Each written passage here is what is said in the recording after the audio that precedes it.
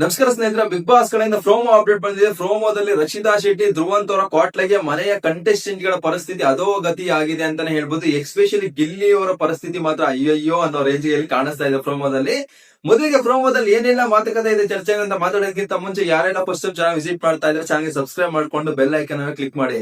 ಸ್ನೇಹಿತರೆ, ಈಗಾಗಿ ನಿಮ್ಗೆಲ್ಲರಿಗೂ ಸಹ ಗೊತ್ತು, ಧ್ರುವಂತ್ ಮತ್ತೆ ರಕ್ಷಿತಾ ಶೆಟ್ಟಿ ಅವರು ಸೀಕ್ರೆಟ್ ರೂಮ್ ಅಲ್ಲಿ ಇದ್ದಾರೆ. ಬಿಗ್ ಬಾಸ್ ಅವರು ಕಾಲಕ್ಕೆ ಅವ್ರಿಗೆ ಕೆಲವೊಂದು ಅಧಿಕಾರಗಳನ್ನ ಮತ್ತೆ ಟಾಸ್ಕ್ ಗಳನ್ನ ನೀಡ್ತಾ ಇದಾರೆ ಅಂತ.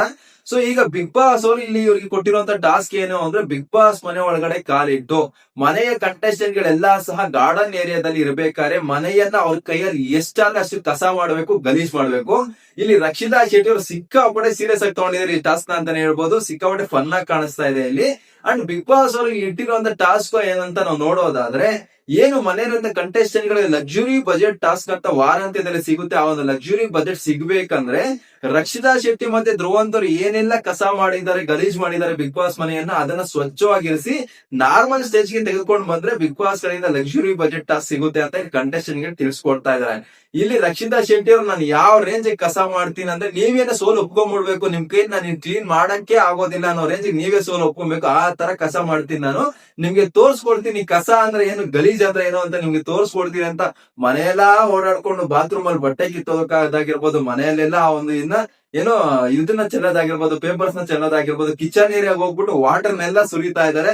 ಧ್ರುವಂತ್ ಅವರು ಸಹ ಗಲೀಜ್ ಮಾಡ್ತಾ ಇದಾರೆ.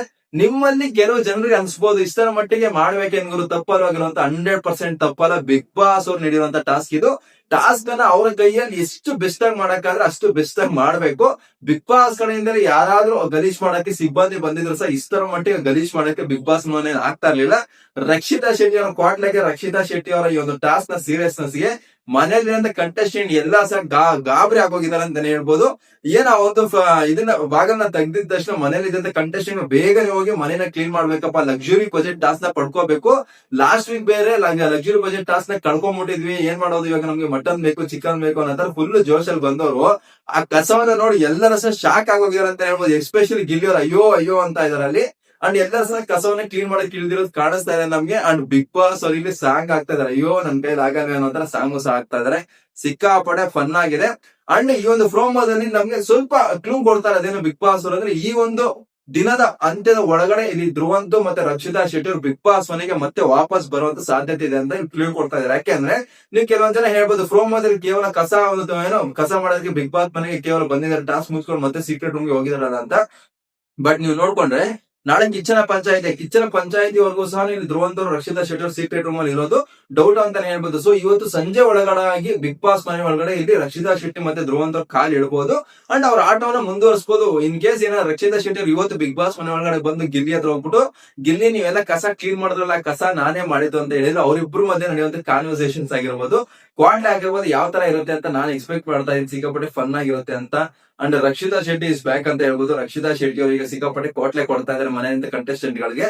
ಅಂಡ್ ತುಂಬಾ ಫನ್ ಆಗು ಸಹ ಕಾಣಿಸ್ತಾ ಇದೆ. ಧ್ರುವಂತ್ ಅವ್ರು ಸಿಕ್ಕಾಪಟ್ಟೆ ಖುಷಿ ಪಡ್ತಾರ ಸಹ ನಮ್ಗೆ ಪ್ರೋಮೋದಲ್ಲಿ ಕಾಣಿಸ್ತಾ ಇದೆ. ಅಂಡ್ ಈ ಒಂದು ಸೀಸನ್ ನ ಸೀಕ್ರೆಟ್ ರೂಮ್ ಟಾಸ್ಕ್ ಯಾವ ತರ ನಿಮ್ಗೆ ಅನಿಸ್ತು? ನಿಜವಾಗ್ಲೂ ರಕ್ಷಿತಾ ಶೆಟ್ಟಿ ಮತ್ತೆ ಧ್ರುವಂತ್ ಅವ್ರು ನಿಮ್ಮನ್ನ ಎಂಟರ್ಟೈನ್ ಮಾಡೋದ್ರಲ್ಲಿ ಯಶಸ್ವಿ ಆಗಿದಾರ? ಸೀಕ್ರೆಟ್ ರೂಮ್ ನ ಅವಶ್ಯಕತೆ ಇತ್ತಾ ಇಲ್ವಾ ಅಂದ್ಬಿಟ್ಟು ಮಿಸ್ ಮಾಡದೆ ಕಮೆಂಟ್ ಮಾಡಿ ತಿಳಿಸ್ಕೊಡಿ. ಬಿಗ್ ಬಾಸ್ ನ ಡೈಲಿ ಎಪಿಸೋಡ್ ರಿವ್ಯೂಸ್ ಗೋಸ್ಕರ ಆಗಿರ್ಬೋದು, ಪ್ರೋಮೋ ರಿವ್ಯೂಸ್ ಗೋಸ್ಕರ ಆಗಿರ್ಬೋದು, ಅಂಡ್ 24x7 ಲೈವ್ ಅಪ್ಡೇಟ್ ಗೋಸ್ಕರ ಮಿಸ್ ಮಾಡದೆ ಚಾನಲ್ ಗೆ ಸಬ್ಸ್ಕ್ರೈಬ್ ಮಾಡ್ಕೊಳ್ಳಿ ಅಂತ ಹೇಳ್ತಾ ತಮ್ಗೆಲ್ಲರಿಗೂ ಥ್ಯಾಂಕ್ ಯು, ಧನ್ಯವಾದಗಳು.